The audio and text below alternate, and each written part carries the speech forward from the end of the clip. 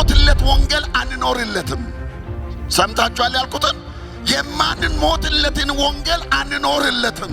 በገንዘባችን ልንታመን እንችላለን፣ በቴክኖሎጂው ልንታመን እንችላለን፣ ዓለም ያላት በሙሉ ሊኖረን ይችላል። ግን መንፈስ ቅዱስን አይተካም። ህዝብ ሲቆጥሩ ምን እንደሚቆጥሩ ልንገራችሁ። ማኒ ነው የሚቆጥሩ። ህዝብ ሲቆጥሩ ምንድነው የሚቆጥሩት? ዝና ነው የሚቆጥሩት። ህዝብ ሲቆጥሩ ክብር ነው የሚቆጥሩት። ህዝብ ሲቆጥሩ ጥቅም ነው የሚቆጥሩት።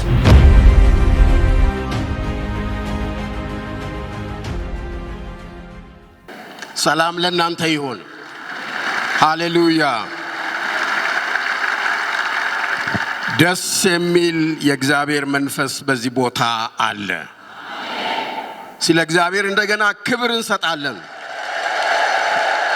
ስሙ ይባረክ። ሃሌሉያ። እግዚአብሔር ካረዳ በስተቀር ወደ እግዚአብሔር እንደዚህ ተሰባስቦ በጸሎት መቅረብ አይቻልም። እግዚአብሔር ስለረዳን ስሙ ይባረክ። እስቲ ፈቃዳችሁ ቢሆን ሁላችሁም ተነስታችሁ አጭር ጸሎት አድርገን እንደገና እንቀመጣለን። አባታችንና አምላካችን እግዚአብሔር እንደገና ይህንን እድል ስለሰጠህን እንደገና ፊትህን እንድንሻ በፊትህ እንድንበረከክ ሌላ እድል ሰጥተህናልና ለታላቁ ስም ክብር ይሁን። መንፈስህ በመካከላችን ያለ መከልከል ደግሞ ይመላለስ። ጌታ እግዚአብሔር በዚህ ጸሎት ታላላቅ ስራዎች ይሰሩ። ይህ ጸሎት ምድሪቷን ይፈውስ፣ ከተማይቱን ይፈውስ፣ ያለቀሱትን ያጽናና፣ በምድሪቷ ላይ የተጋረጠውን የጠላትን ሥራ ያፍርስ፣ የሕዝብን ሰቆቃ ወደ ደስታ ይቀይር፣ አትሞስፌሩን ቀይረው። እግዚአብሔር ሆይ በፊትህ መጥተናልና አንተ አታሳፍረንም። ክብርህ ይገለጥ። ደግሞ ለዚች ቤት አዲስ ሪቫይቫል ይምጣ። የኪዳንህን ቤት አስበው። ብዙ ኃያላን የወጡባትን ይችን ቤት አስባት፣ እንደገና አስነሳት። ብዙ ታላላቅ የተቀቡ ሕይወታቸውን ኑሯቸውን የሰጡ ሰዎች በከተማይቱ በዓለም ዙሪያ ፍሬ ያፈራች ቤት ናትና ቤትህን አስብ፣ ቤትህን አስብ፣ ቤተ ክርስቲያንህን አስብ። ክብር ሁሉ ለስምህ ይሁን። በኢየሱስ ክርስቶስ ስም ጸለይኩ። አሜን። ተባረኩ። የእግዚአብሔር ስም የተባረከ ይሁን።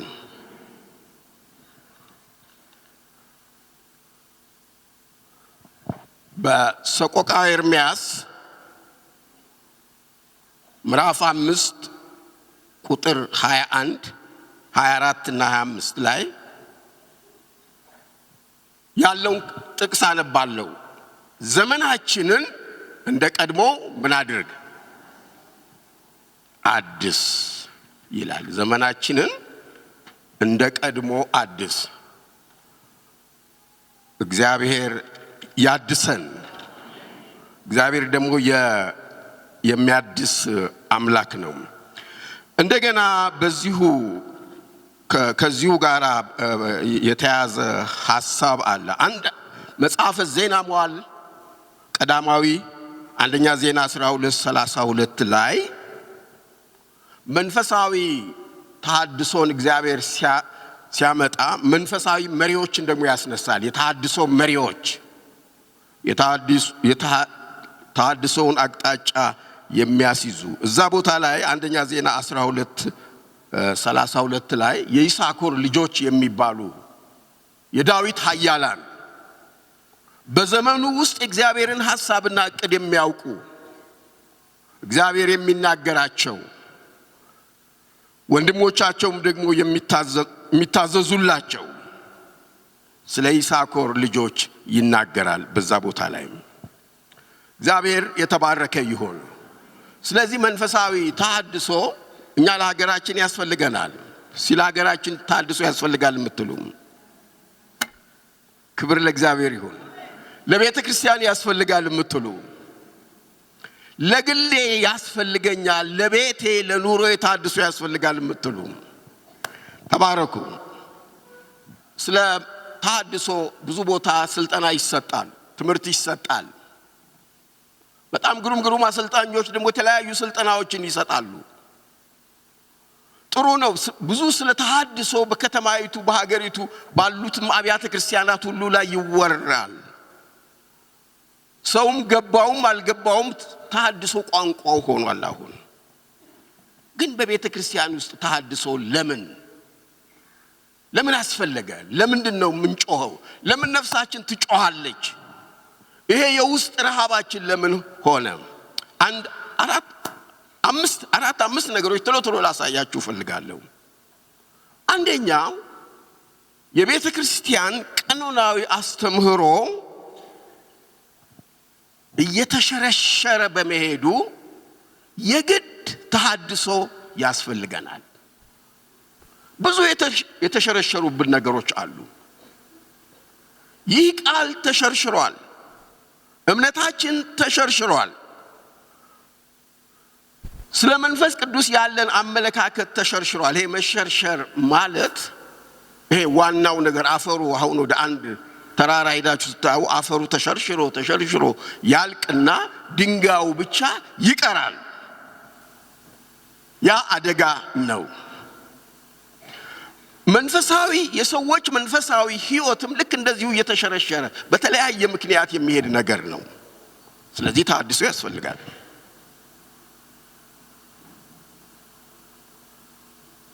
ሌላው የድህረ ስልጣኔው ጉዳይ ነው። አሁን በስልጣኔ ማማ ላይ ሁላችንም ያለንበት ጊዜ ነው። የሰዎች አነጋገር ተለውጧል፣ አስተሳሰባቸው ተለውጧል። ብዙ ነገሮች ተቀይሮ እናያለን። ስልጣኔ ደግሞ ወደ ቤተ ክርስቲያን ገብቷል። ስልጣኔ በራሱ መጥፎ አይደለም፣ ክፉ አይደለም።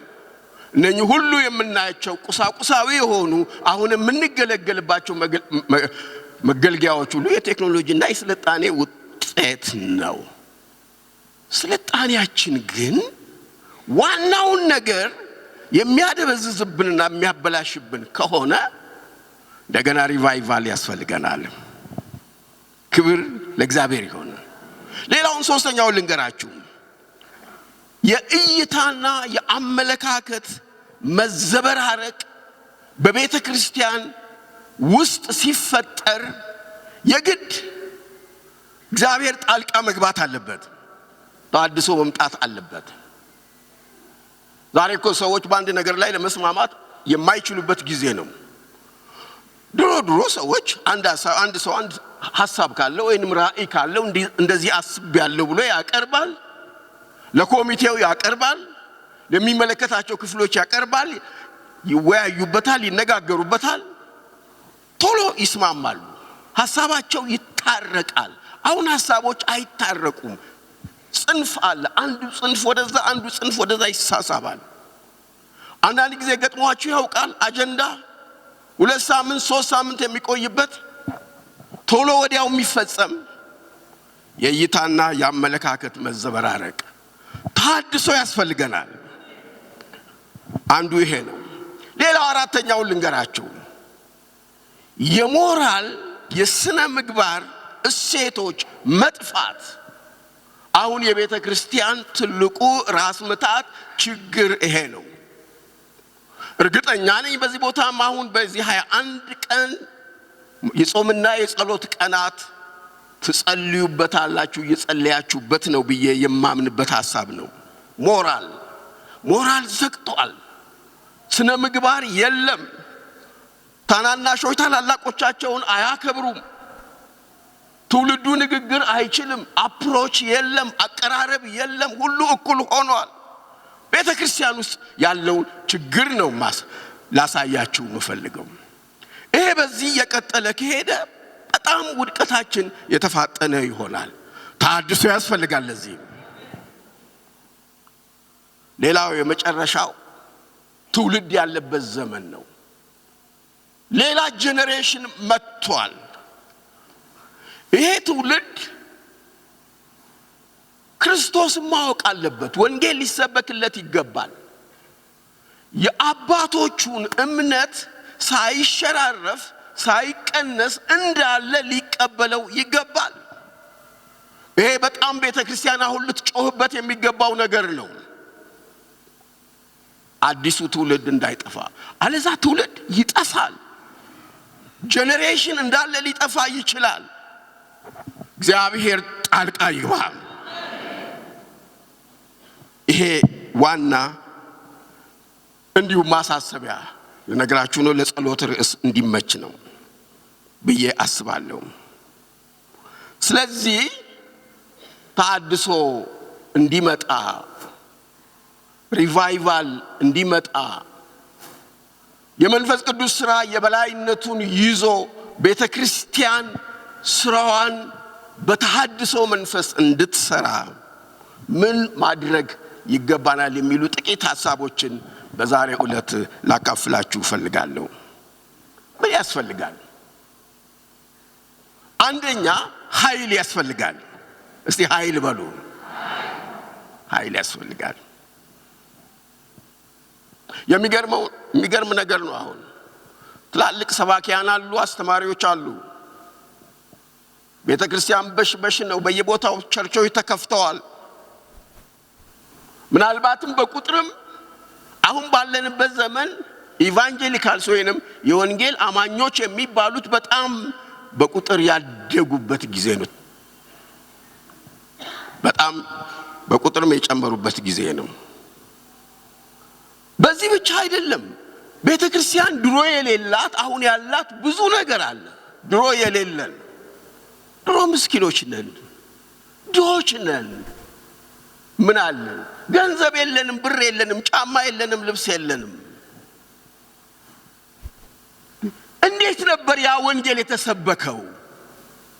ነው ወይስ እኛ ሳናውቅ ተነጥቀን በአየር ላይ ክንፍ አውጥተን ሄደን ይሆን? እንደዛ እንዳንል ግን አልሄድንም ክንፍ አውጥተን። ያ ሁሉ የወንጌል ስርጭት ምድሪቷን ከዳር እስከ ዳር ሊያነቃንቅ እንዴት ቻለ? ያውም በኃያላን መንግስታትና ገዢዎች ባሉበት ወንጌል እንዲሰበክ በማይፈቀድበት ጊዜ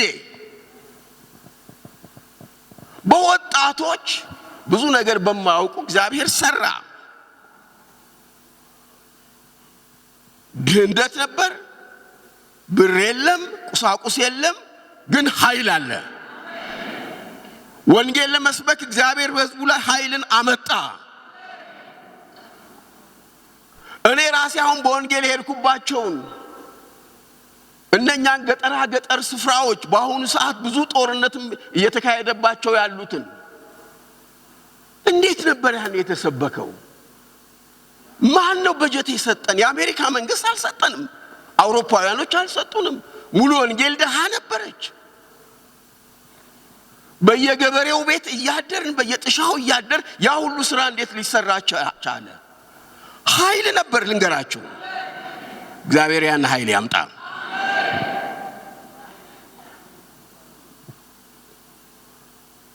ይሄ በጣም አሳሳቢ ነገር ነው። ጌታችን ኢየሱስ ክርስቶስ ለ3 ዓመት ያሰለጠናቸውን ደቀ መዛሙርት የተራራውን ትምህርት ያስተማራቸው ከሱ ጋር ሳይለዩ ሌሊትም ቀንም እያደሩ የተማሩ ትልቅ ትምህርት የቀሰሙ ናቸው። እነኛ የመጀመሪያዎቹ ደቀ መዛሙርት ምናልባት የመጀመሪያውን ስነ መለኮት የተማሩ እነሱ ናቸው ማለት ይቻላል። አንዳንድ ጊዜ ሰዎች ሲናገሩ መሐይሞች ናቸው፣ እግዚአብሔር በመሐይሞች ሰራ። እርግጥ ነው ድሮ መሐይሞች ነበሩ። ከክርስቶስ ጋር ግን ከቆዩ በኋላ መሐይሞች አልነበሩም። ሰማይ ነው የተገለጠላቸው። በኋላ ከትንሣኤው በኋላ የሰጣቸው መልእክት ምን እንደሆነ ታውቃላችሁ? እናንተ ግን ከላይ ኃይል እስከምትለብሱበት ጊዜ ድረስ ከኢየሩሳሌም ከተማ እንዳትወጡ ተጠንቀቁ። ኃይል ያስፈልጋቸዋል። ከክርስቶስ ጋር አብረው የነበሩ ከሱ የተማሩ የዳሰሱ ጠረኑን የተጋሩ ሰዎች ኃያላን ናቸው። ኖ አለ፣ ሌላ ኃይል ያስፈልጋል። እኔ ከሄድኩ በኋላ የሚመጣ ኃይል አለ። እሱ ያስፈልጋቸዋል። እንደዛ ካልሆነ አትችሉም ነው ያለው። አሁን የኃይል ጩኸት አለ። እቅድ ይታቀዳል፣ በጀት ይበጀታል። እንሰራዋለን የሚባለው ስራ ሳይሰራ ተዝረክርኮ ያቀተዋል። ሰዎች አቅም አጡ። በቃ ፓስተሮቹ አቅም አጡ፣ ሙሉጊዜ አገልጋዮቹ አቅም አጡ፣ ሽማግሌዎቹ አቅም አጡ፣ የአገልግሎት ዘርፎች ሁሉ አቅም አጡ። ከንግግር ያለፈ ነገር የለም።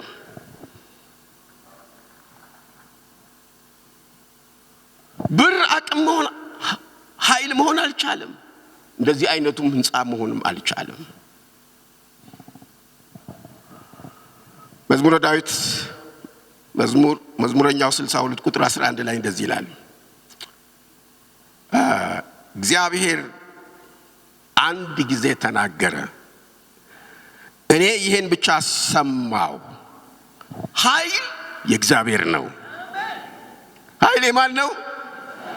እስቲ ጮኻችሁ ኃይል የእግዚአብሔር ነው በሉ። ድገሙ እስቲ። ኃይል ከየትም አይመጣም፣ ከላይ ይመጣል። ኃይል እግዚአብሔር ነው።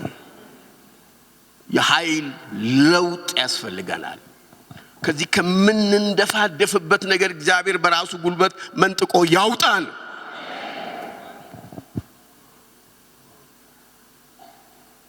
በራሳችን ልንታመን እንችል ይሆናል፣ የትም አያደርሰንም። በራስ መተማመን በትምህርታችን በቴዎሎጂያችን ልንታመን እንችላለን። እሱ ኃይል ሊሆነን አይችልም። እሱ ጥሩ ነው፣ የራሱ ድርሻ አለው። በገንዘባችን ልንታመን እንችላለን፣ በቴክኖሎጂው ልንታመን እንችላለን። ዓለም ያላት በሙሉ ሊኖረን ይችላል፣ ግን መንፈስ ቅዱስን አይተካም። የእግዚአብሔርን ኃይል አይተካም። አሁን ያ ኃይል ይምጣ።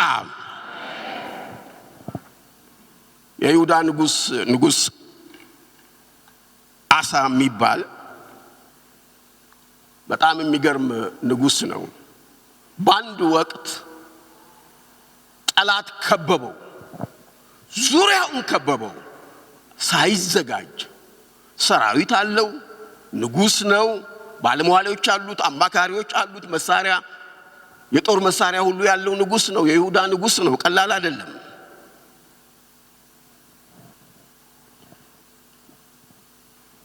ግን ምን ሆነ መሰላችሁ? እዛ ቦታ ላይ ሄዳችሁ በምትመለከቱበት ጊዜ አሳ ምንም ማድረግ እንደማይችል አወቀ። ባልተዘጋጀበት ሰዓት ነበር ጠላት የከበበው። ጾም ጸሎት አወጀ። ንጉሱ ሰራዊቱን ጠራ። ለውጊያ አይደለም፣ እግዚአብሔርን ፊት ለመሻት። ታላቅ ኃይልና ወረራ መጥቶብናል፣ ኑ በእግዚአብሔር ፊት እንቅረብ አለ። እግዚአብሔር ሆይ የምናደርገውን እኛ አናቅም፣ ከዚህ ጉድ አውጣን። እንዴት ደስ ይላል! እግዚአብሔር የሾማቸው ታላላቅ ሰዎች ፈርቀዳጅ ሆነው ንስሐ ለመግባትና የእግዚአብሔርን ፊት ለመሻት ቀዳሚ ሲሆኑ እግዚአብሔር ይነሳል። እነኛን ጠላቶች በአንድ ጊዜ እግዚአብሔር አጠፋቸው።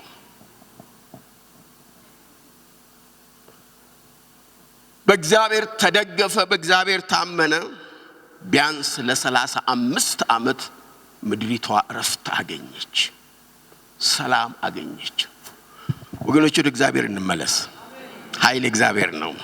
ጳውሎስ እንደዚህ ይላል ፊልጵስዩስ ምዕራፍ 4 ቁጥር 13 ላይ ሲናገር ምን ይላል? ኃይልን በሚሰጠኝ በክርስቶስ ሁሉን እችላለሁ። ጳውሎስ ኃይልን በሚሰጠኝ። ጳውሎስ ሐዋርያ ነው፣ ሚሽነሪ ነው፣ ወንጌል ሰባኪ ነው። የድሮውን ሕይወቱን ደግሞ ስናይ በጣም የተማረ ምሁር ነው። ያን ሁሉ ስለ ክርስቶስ ጥሏል።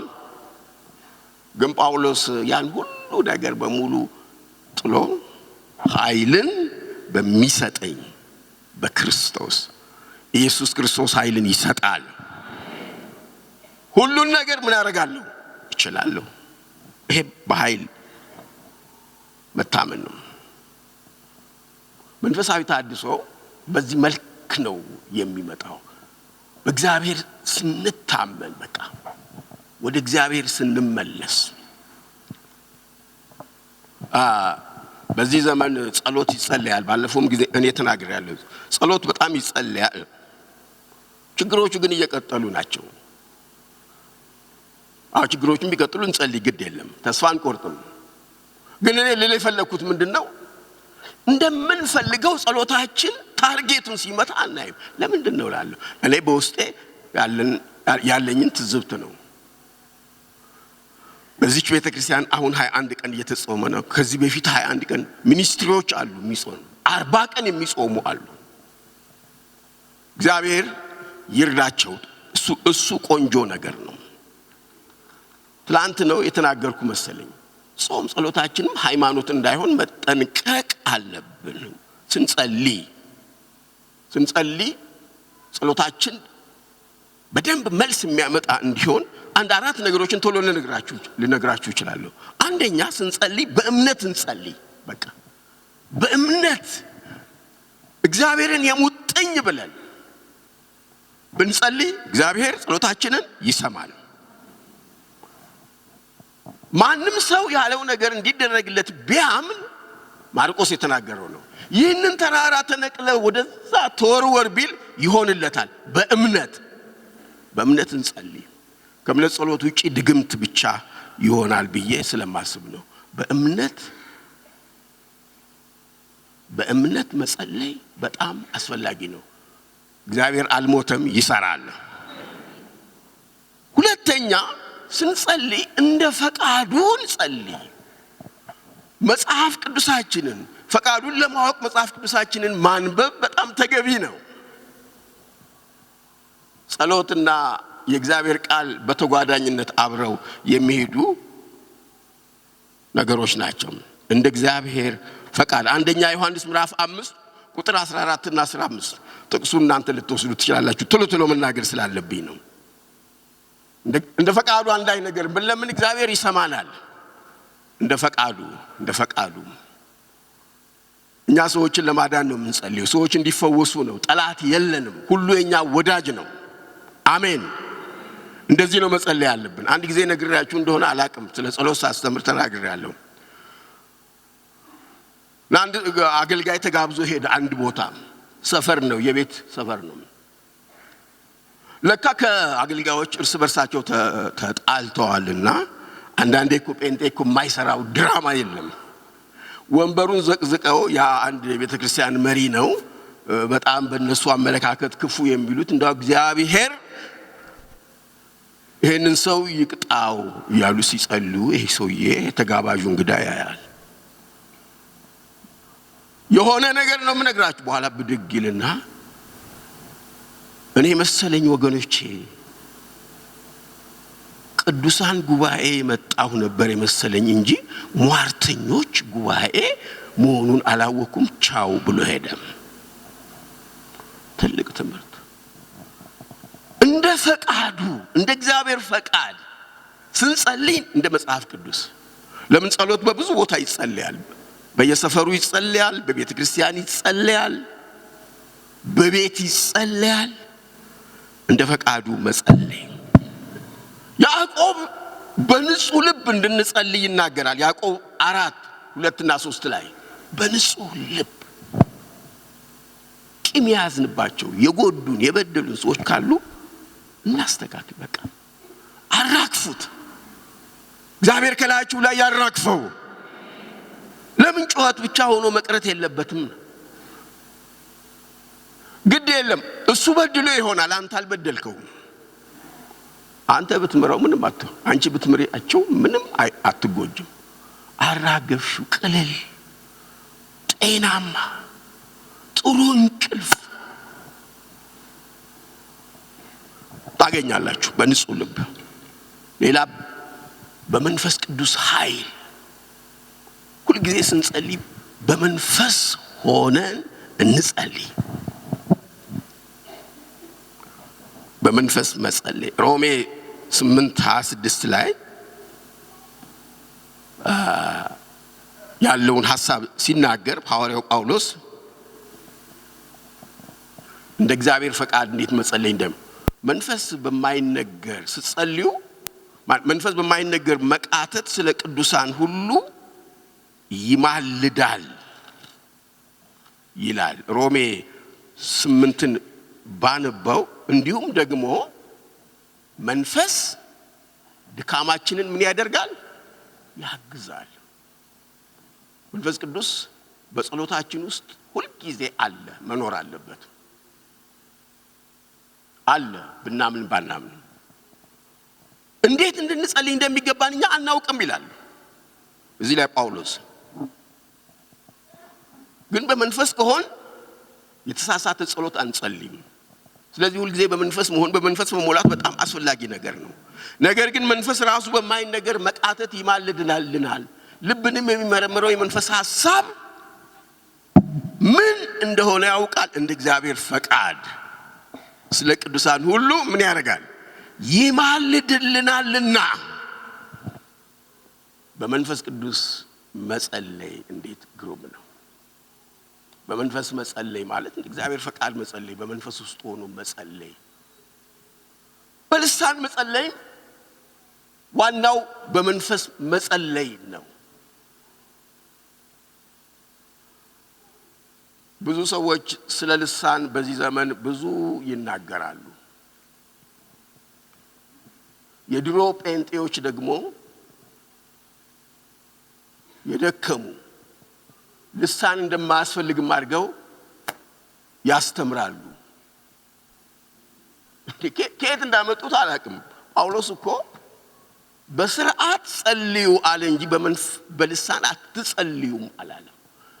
ለሙሉ ወንጌል ይሄ ስልጠና ቢሰጥ እኔ መቼም ይሄ የሚያሳብድ ነው። በመንፈስ መጸለይ ማለት ይሄ ትልቅ እኮ መንፈሳዊ ውጊያ እኮ ነው። በአየሩ ላይ ያሉትን ሁሉ ጠረማምሳችሁ የምታጠሩበት ትልቅ እኮ የጦር ኃይል ነው። እናንተ ሳትሆኑ መንፈስ ቅዱስ እንለየው። አያችሁ፣ እንለየው። እድሜ እየጨመርን ስንሄድ እያረጀን በምንሄድበት ጊዜ እንደገና ወደ ዓለማውያኖች አንሆን። እሱ እኮ ነው አሳድጎ ወደዚህ ያመጣን። ቆሮንቶስ ላይ ጳውሎስ የተናገረው መቶ ነው እስማማለሁ። በማምኑ ሰዎች መካከል ምናልባት እነኛ ሰዎች ምንም ነገር የማያውቁና ወንጌልን ለመጀመሪያ ጊዜ መስማት የሚገባቸው ከሆነ እነሱ ፊት በልሳን ከመጸለይ በሚገባቸው ቋንቋ ብንነግራቸው በቀላሉ ያምናሉ። ግን ልሳንን አጥፉ ማለት አይደለም። አሁን እኮ ጴንጤነት የለም። ይሄ ክላሲካል ፔንቲኮስታል የሚለው እኮ ተመታ። አንዳንዱ በቴዎሎጂ የተመታ ነው። አንዳንዱ ደግሞ ከጎረቤት እየተዋስነው ሄደን። ስለዚህ ሰዎች በልሳን መጸለይ ትተዋል። አንድ ሰው በክርስቶስ ካመነ በኋላ በመንፈስ ቅዱስ እንደሚሞላ ከዛም በመንፈስ ቅዱስ ለመሞላቱ ደግሞ በአዲስ ቋንቋ እንደሚናገር እናምናለን የሚለውን እያመኑ በልሳን መጸለይን የሞኞች ጊዜው ያለፈበት ነገር አድርገዋል። ይሄን ቁጭ ብላችሁ ሌላ ጊዜ በስልጠና በወርክሾፕ እዚሁ ሙሉ ወንጌል እንደገና እምነቷን ማስተካከል አለባት። አሁን እኮ ጴንጤ አይደለም በምድሪቷ ላይ የተነሳው። እርግጥ ነው በልሳን የሚጸልዩ ሰዎች አሉ። ጴንጤቆስጤነት ምንድነው ብትሏቸው የጴንጤቆስጤን አስተምሮ በትክክል እንኳን አያስተምሩም። የጸጋ ስጦታዎችንም አያውቁም። በመንፈስ እንጸልይ። ያ የመንፈስ ቅዱስ ጸሎት ይምጣ። ሌላ ወደ ሁለተኛው ሐሳብ ላምጣችሁ። ስለ ተሐድሶ ነው ይተናገሩ። ቅድሚያ የምንሰጠውን ነገር ቅድሚያ እንስጠው። ቅድሚያ ወንጌል ቤተክርስቲያን ቅድሚያ የሰጠችው ምንድነው? ለጸሎትና ለወንጌል ስብከት፣ ለነፍሳት መዳን ነው። ለወንጌል ትኩረት የሰጠ ማህበረሰብ በዚህ ቤት ውስጥ እቺ ቤተክርስቲያን አፍርታለች። አውትሪች፣ ወንጌልን ይዞ መውጣት። ትላንት እንዳልኩት ጸሎትን አስተማረች እንዳልኩት ወንጌልን ይዞ መውጣት ለሁሉ አብያተ ክርስቲያናት እቺ ቤት አስተምራለች። ወንጌል ይዘን እንውጣ። ኢየሱስ ያድናል የሚለውን ነገር አሁንም እንስራበት። አውትሪች ያስፈልጋል። ባለፈው አምቦ ጥሩ ክሩሴድ እንደነበረ ሰማው፣ ደስ አለኝ። ከዛ በፊትም ሌላ ቦታ ነበረ፣ ደስ አለኝ። እግዚአብሔር እድል ከሰጣት ለቤተ ክርስቲያኒቱ አገልጋዮች ካሉ ገንዘብ ከሰጣት አውትሪች። ለምን አሁንም ገና ወንጌልን ያላወቁ ሰዎች አሉ። የኃጢአተኞች መዳን ቅድሚያ የሚሰጠው ነገር ነው። በቃ ኮዚኛ የተሰበሰብነው ኃጢአተኞች እንዲድኑ ነው። ዋናው ነገራችን ምንድነው ብትሉ ኃጢአተኞች እንዲድኑ ነው።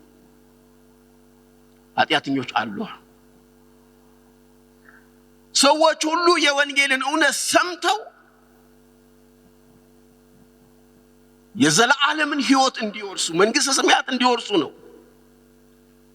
ቤተክርስቲያን በዚህ ምድር ላይ ያለችው። የሰዎች የዘላለም ሕይወትን የማግኘት ዮሐንስ 3:16 በእርሱ የሚያምኑ ሁሉ የዘላለም ሕይወት እንዲኖረው እንጂ እንዳይጠፋ እግዚአብሔር አንድያ ልጁን እስኪሰጥ ድረስ ዓለሙን እንዲሁ ወዷል። ይሄ ዛሬም ይሰራል።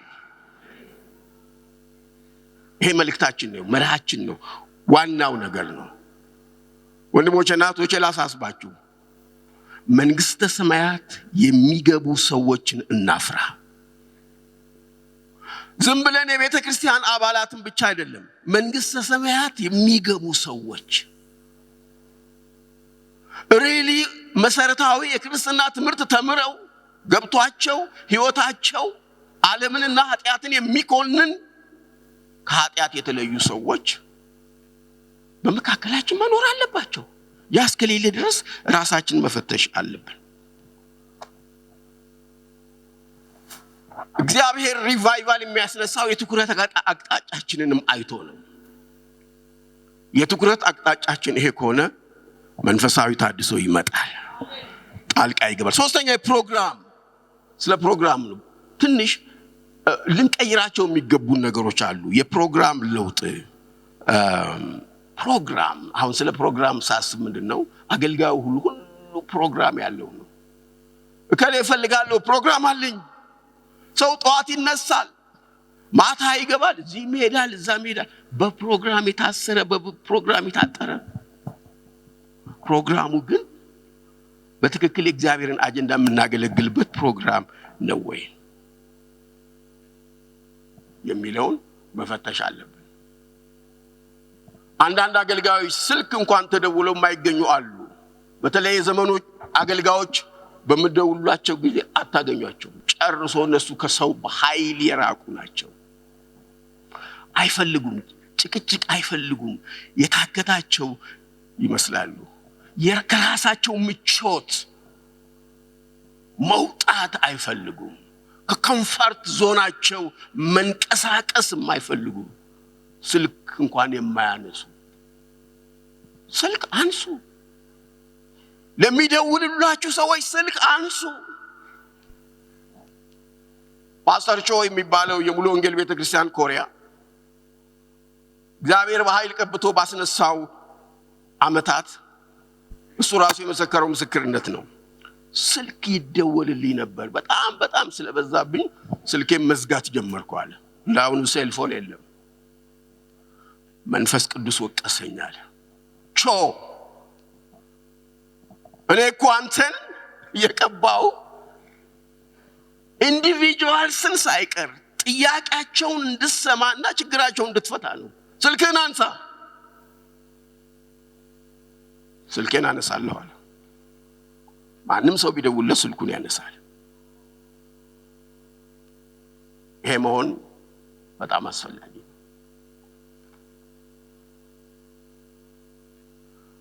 አንዳንዴ የምናነሳቸው ስልኮች ይኖራሉ፣ ማናነሳቸውም ይኖራሉ። ምን ጎበኛቸው ሰዎች አሉ፣ ማን ጎበኛቸው።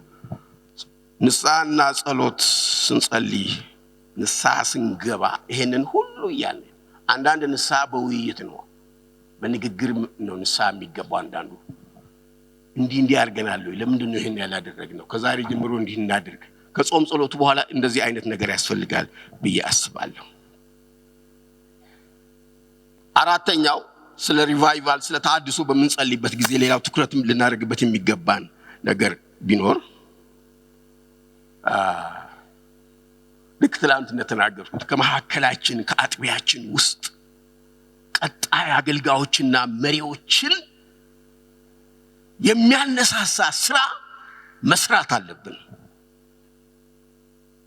አገልጋይ መሪዎችን ማስነሳት አንዱ እግዚአብሔር የሰጠን ስራ ነው። ሁለት ነገር አለ እዚህ። መሪነት አለ፣ አገልጋይነት ሌላ ነው። በአዲስ ኪዳን ግን አገልጋይ መሪነት ነው በጣም ትልቁ ነገር፣ የክርስቶስ መርህ። ኢየሱስ ክርስቶስ አገልጋይ መሪም ነው አገልጋይም ነው። በሌላ አባባል አገልጋዮች ሁሉ ነው መሪዎች በሙሉ አገልጋዮች ናቸው። ሽማግሌዎች መሪዎች ናቸው ግን አገልጋዮች ናቸው። ይሄን እንዳንረሳ። ፓስተሮች መሪዎች ናቸው ግን አገልጋዮች ናቸው፣ የህዝብ አገልጋዮች ናቸው። እኔ ራሴ እንደዛ አድርጌ ነው የማስበው እድሜ ዘመኔ። የድሮ የቆየው ሲኒየር ፓስተር ነኝ ግን አገልጋይ ነኝ። ለምንድን ነው ሐዋርያ የማትባለው ብሎ አንዳንድ የሚጠይቁኝ ሰዎች አሉ። መቼ አነሰኝ እኔ ፓስተርነት? ፓስተርነቱንስ ይበዛብኝ ነው። ይበዛብናል እኮ ይሄ ያዝነው ታይትል ሲያንስብን አይደለም የበዛብን ነው። ግን ያንን ፉልፊል የሚያደርግ ስራ ሰርተናል ወይ ነው ጥያቄው። በማርቆስ 10:35 እና 40 ዮሐንስና ያዕቆብ ኢየሱስ ክርስቶስን ጥያቄ ጠየቁት። በመንግስት ስትመጣ በሺኛው ዘመን ግዛት አንድ ቀን መንግስት ይዞ እንደመጣ ግራና ቀኝ አድርገን በቃ ከሌሎቹ ለመብለጥ ነበር እነሱ የፈለጉት። ጌታ ግን ነቀፋቸው። ያዕቆብም ያልፍበትን መንገድ አሳየ፣ ዮሐንስም ደግሞ የሄደበት መንገድ ነው። ከፊታቸው ገና የሚከፍሉት ብዙ ዋጋ አለ። ይሄን ደግሞ ማድረግ እኔ አይደለሁም አለ። እነሱ ስልጣን ነበር የፈለጉት።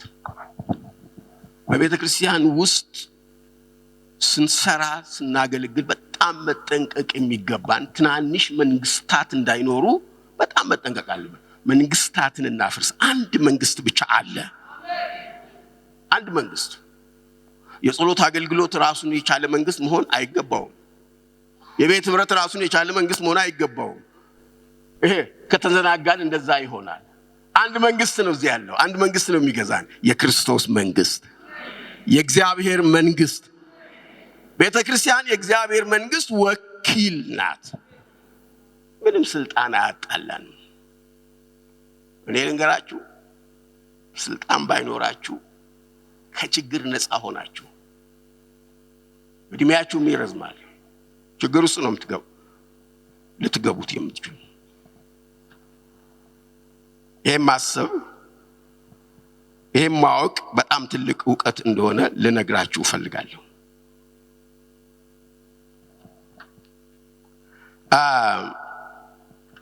ወደ ማጠቃለያው እየመጣሁ ነው ያለሁት።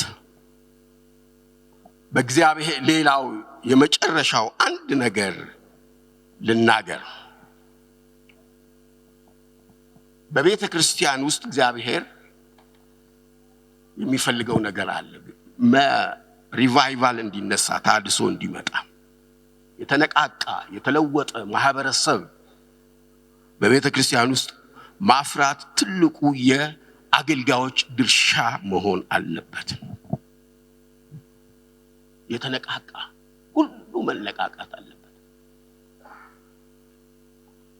አንዳንድ ሰዎች ስለ ሪቫይቫል የሚመኙት ምኞት አለ። ሳምበዲ ከአሜሪካ ወይ ከአውሮፓ መጥቶ ሪቫይቫል እዚህ እንደሚያነሳ አይሆንም። እንደዚህ አይነት ነገር የለም። እኔ አሁንም ወደ አጥቢያ ነው የምመልሰው። ከአጥቢያ ውስጥ ነው የሚነሳው። ታድሶ ከአጥቢያ ውስጥ ነው የሚነሳው። ሪቫይቫል ከአጥቢያ ውስጥ ነው የሚነሳው። በአጥቢያ ውስጥ ያሉ ምእመናን በሙሉ ተሳትፎ የሚያደርጉበት አገልግሎት መኖር አለበት። ይህንን ለሙሉ ወንጌል ቤተክርስቲያን መናገር አልችልም። ሙሉ ወንጌልን ዩኒክ የሚያደርጋት ምንድነው ብትሉኝ፣ ከሌሎች ቸርቾች በሙሉ ዩኒክ፣ ሌሎች ሁሉ የሚቀኑባት ምን እንደሆነ ታውቃላችሁ? የሚገርም እኮ ነው። ምንድነው? እንዴት አድርጋችሁ ብታሰለጥኗቸው ነው? ሁሉ ቀናተኛ ነው። ሁሉ መስካሪ ነው፣ ሁሉም ይጸልያል። ቤተ ክርስቲያኑን ሁሉም ይወዳል፣ አገልጋዮቹን መሪዎቹን ይወዳል። አዎ እውነት ነው። ይሄ ከላይ የወረደ ጸጋ ነው። ይሄን አይወሰድብን። ይሄ ከሰማይ የመጣ ነው። በስልጣናም እኮ የመጣ አይደለም። አንድ ግን ምስጢር አለ። በመንፈስ ቅዱስ መሞላት ማለት ለኔ የሚገባኝ የአንድ ግለሰብ ሀብት አይደለም። ሰው በመንፈስ ቅዱስ ተሞልቶ በአዲስ ቋንቋ መናገር ብቻ ሳይሆን ሰዎች በመንፈስ ቅዱስ ከተሞሉ በኋላ ሙሉ በሙሉ ኃላፊነት ይሰማቸዋል። ለራሳቸው መኖር አይችሉም። ለሁሉ የሚጠቅሙ ተፈላጊ ያደርጋቸዋል። ለዚህ ነው መንፈስ ቅዱስ መንፈስ ቅዱስ መንፈስ ቅዱስ። ፓስተር መድረስ ስለ መንፈስ ቅዱስ መናገር ይወዳል ይሉኛል። አሁን እወዳለሁ። ስለ መንፈስ ቅዱስ ያልተናገርኩ ስለማን ልናገር? ለምን ሌላም ቦታ ተናግሬያለሁ። ለኔ መካሪዬ ነው፣ አስተማሪዬ ነው፣ መሪዬ ነው፣ ፓስተሬ ነው። አሜን ሃሌሉያ። እሺ ፓስተር የሆነላችሁ መንፈስ ቅዱስ ሪል ፓስተር እኮ ነው መንፈስ ቅዱስ። ያንን ሁሉ ምድረ በዳ ያሻገረ መንፈስ ቅዱስ ነው። የዚች የሙሉ ወንጌል ቤተክርስቲያን ፓስተር መንፈስ ቅዱስ ነው። ዋናው ትልቁ ፓስተር። እኛ ትናንሽ ፓስተሮች ነን። እባካችሁ እሱ ይምጣ፣ እሱ ይምራን፣ እሱ ትልቅ ፊገር ይሁን፣ እኛ ዝቅ እንበል።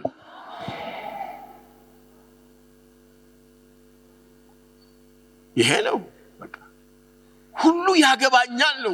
ሁሉ ያገባኛል። ሁሉ ሲንቀሳቀስ ታያላችሁ። እኔ አሁን መመኘው ይሄን ነው። ጉባኤ ውስጥ እኔ ያለፍኩበት ህይወት ይሄ ነው። የጥቂት ኢንዲቪጁዋልስ ብቻ የሚያገለግሉት አገልግሎት የሚያዙት መድረክ አይደለም። የግድ መድረክ ብቻ አይደለም። እዚህ በልሳን አንድ ሰው ይጸልያል በማይታወቅ ልሳን። የሚገርመኝ እዛ ኮርነር ያለ ሰው የሰራዊት ጌታ እግዚአብሔር እንዲህ ይላል።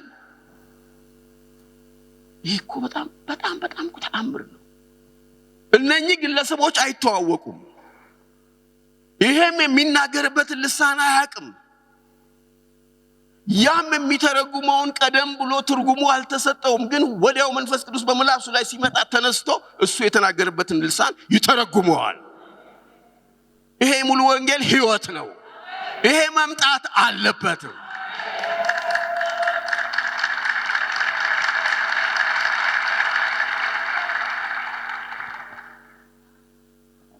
ሌላው እግዚአብሔር ተናግሮኛል ይላል።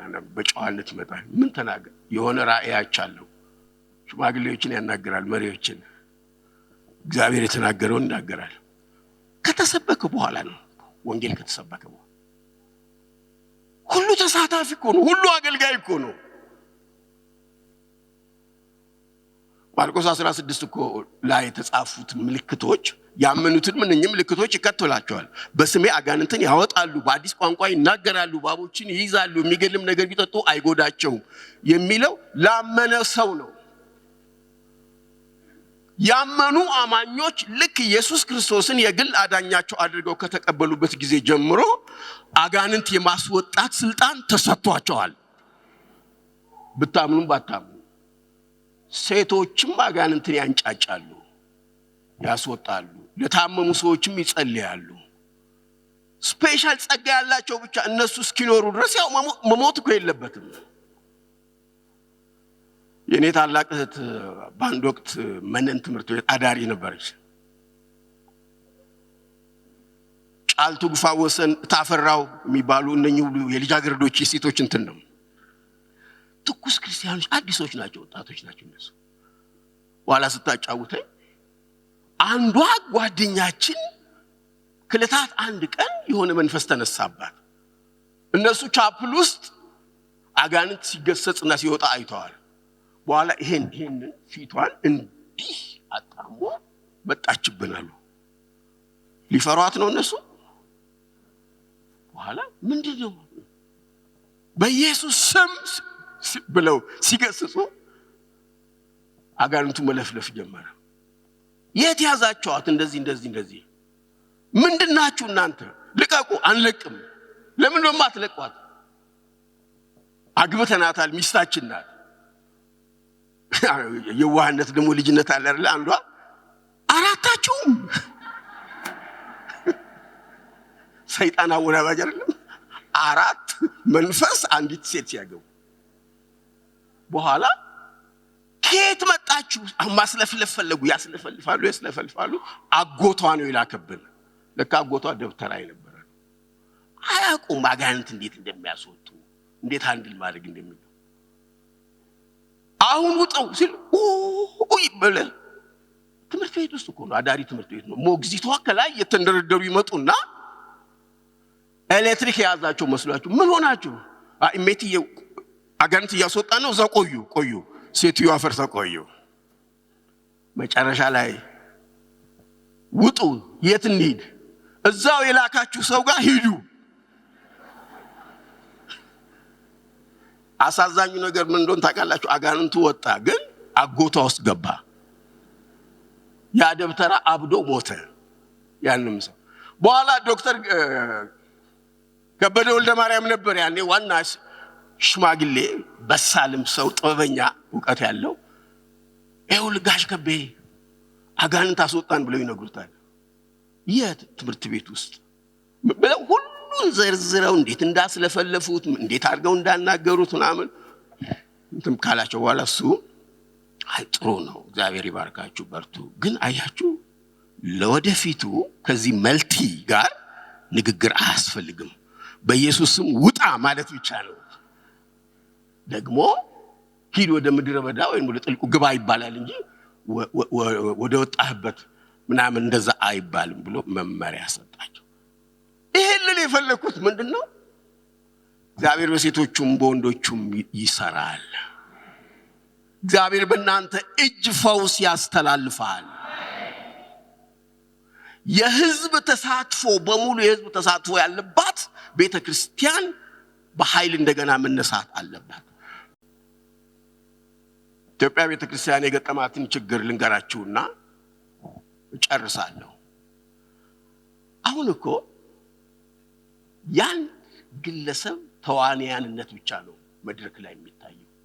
ብዙ ቦታ እስቲ ሂድ እዩ። ዘማሪው እሱ ነው የሚዘምረው፣ እሱ ይሰብካል፣ እሱ መገለጥ ይናገራል፣ እሱ አጋንንት ያወጣል፣ መልእክት እሱ ያስተላልፋል። ሌላውስ አሜን ይላል፣ ያፏጫል። ምንም ተሳትፎ የለም። ይሄ ቸርች ነው ወይስ ምንድነው? አደራ ከዚህ መንፈስ ቤተክርስቲያንን ጠብቁ። ስንት እኮ እንቁ የሆነ ነገር ያለባቸው ሰዎች አሉ። ሰዎች ይነሱ። እንደዚህ አይነት ውድቀትና ድካም በዘመናችን ይታያል። እግዚአብሔር ግን ቤቱን ያስተካክላል፣ ያጠራል። ወንጌል ሰባኪዎች እኮ ሁሉ እኮ ወንጌል ሰባኪ ነው። ያ ምእመናኑ ሁሉ ይሰብክ የነበረው ወንጌል አሁን በእናንተ ላይ ያለን ጸጋ እንደገና ያምጣ። አሁን ይሄ መነሳሳት አለበት። ሁሉ ጊዜ እሑድ እየመጣን ብቻ ምናመልክ፣ ሁሉ ጊዜ ቁጭ ብለን ስብከት አድናቂ ብቻ ልንሆን እንኳን አንችልም። ሌላው አንድ ማሳሰቢያ ተናግሬ ጨርሳለሁ። አሁን አቃለው እኔም በጣም የተሳሳቱ ሰዎች ዘይት እየሸጡ ውሃ እየሸጡ የተለያየ አይነት ነገር የሚሰሩ ሰዎች ሁሉ ጊዜ አሁን የተለያዩ አገልጋዮች የሚናገሩት በዛ ላይ እንደሆነ አቃለው። ይኸውላችሁ እኔ ልንገራችሁ፣ ብዙ ጊዜ ስለ ሐሰተኞች አናውራ፣ ግን ሐሰተኞችን የሚያስንቅ ስራ ለመስራት መሞከር እሱ አስፈላጊ ነው። ከድሮም እኮ ነበሩ ሐሰት አስተማሪዎች፣ እንዳሁኑ ምናልባት አልበዙም ሊሆን ይችላል። በአንደኛ ተሰሎንቄ ምዕራፍ 5 ቁጥር 15 ላይ እንደዚህ ይላል። እሱ ላንብላችሁ። ይሄ በልቤ ስላለ ነው። ለምን ብዙ ሰዎች እውነተኛውንም አብረው እያጠፉ ስላሉ 5 ቁጥር 19 መንፈስን አታጥፉ፣ ትንቢትን አትናቁ፣ ሁሉም ፈትኑ፣ መልካሙንም ያዙ፣ ከማናቸውም አይነት ክፉ ነገር ራቁ። ይሄ ሚዛናዊነትን ነው እዚህ ላይ የሚያሳየን። ሚዛናዊነትን ነው ይሄ የሚያሳየን። ሁሉም ሾተላቸውን አንስተው ስተት ትምህርትን አሰራር ለመቃወም የተነሱበት ጊዜ ነው። አብራችሁ እውነቱንም እንዳታጠፉ ጥንቃቄ አስፈላጊ ነው። መንፈስን አታጥፉ፣ ሊጠፋ ይችላል። ትንቢትን አትናቁ። ሐሰተኞች ትንቢት በስተዋል፣ ነቢያት ተነስተዋል ተብሎ ትንቢት የሚባለው ነገር አልሰማም ደግሞ የሚሉ ሰዎች በአንጻሩ እየተነሱ ነው። ግን ምንድነው የሚለው? ሁሉም ፈትኑ፣ ፈትን፣ ተቀበል። ሁሉን አልተባልክም። መልካሙን ያዝ፣ ከክፉ ነገር ደግሞ ራቅ። ይሄ ያመቻል። አንዳንድ የመንፈስ ቅዱስ ተቃዋሚ ሆነው ለኖሩና ለሰነበቱ ሰዎች አሁን ጥሩ እድል የሆናቸው ጊዜ ነው። ኢያኔስና ያንበሬስ የሚባሉ ጠንቋዎች በግብጽ ሙሴን ተቃወሙ። የአሮን በትር እባብ አደረገ፣ እነሱም እባብ አደረጉ። በቃ እኩል። በኋላ ግን ምን ሆነ? የአሮን በትር ግን ዋጠቻቸው። ያ ሲሆን ሁሉ ነገር ይስተካከላል። አንድ ጊዜ አንድ ነገር ሆነ። እሱን ተናግሬ በ1966 ዓመተ ምህረት አብዮቱ እንደፈነዳ ነው። ደምቢዶሎ ሄድኩ። ደምቢዶሎ አሁን በጣም ብዙ የሙሉ ወንጌል ቤተክርስቲያን ያለባት ሀገር ናት። ያኔ ፕሬስቢተሪያን ቸርች የሚባል ነው ያለው፣ ቤትኤል ቸርች ነው። በእናቱ ጫካ እና ወልደ ገብርኤል ቤት ውስጥ ነው ስራው የተጀመረው። በመንፈስ ቅዱስ ሰዎች ተሞሉ፣ ወንጌል ተሰበከ፣ ተጠመቁ። በኋላ እኔ ከሄድኩ በኋላ አንድ ዜና ሰማሁ። አንድ ሐሰተኛ ሰው ሄዶ የራሱን ሪቫይቫል አስነሳ። ልክ እንዲህ እጁን ሲጭን የሆነ በልሳን ይናገራሉ። ታውቃላችሁ? ለዚህ አይነት ነገር ገጥሟችሁ ያውቃል? ከሳምንት ሳምንት ከእሁድ እስከ እሁድ ፕሮግራም በሰው ቤት ውስጥ ያደርጋል። በኋላ አንድ ክርስቲያን ነው ሄዶ ሲያይ እግዚአብሔር ገለጠለት። ይጾማል፣ ይጸልያል። ሲገልጥለት ነገሩ የተሳሳተ መሆኑን ሲያውቅ ስልክ ይደውላል። ከዚህ ከአዲስ አበባ ሲሄድ እኔ እውነትም ሪቫይቫል ነው የሚመስለው። ወጣቱ እንዳለ ነው የሚመጣው። ደግሞ የስደት ጊዜ ነው። ግን አንዳንድ ፍንጮች ደግሞ ነበሩ። አንዳንድ የተሳሳቱ ድርጊቶች ይደረጉ ነበር።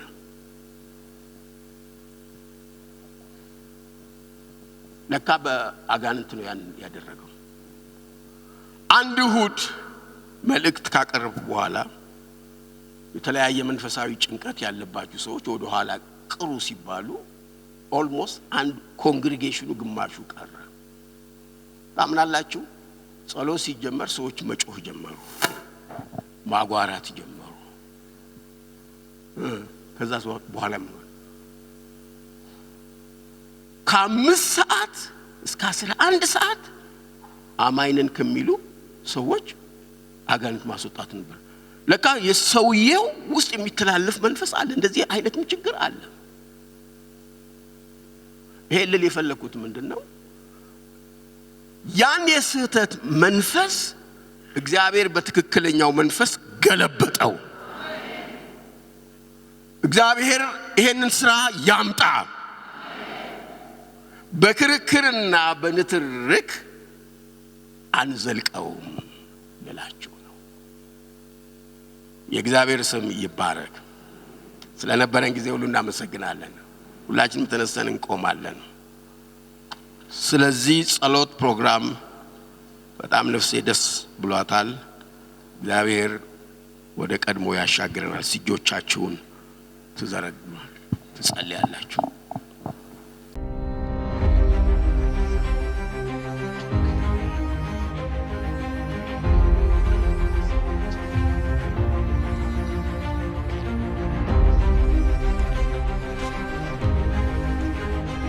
የማንሞትለት ወንጌል አንኖርለትም።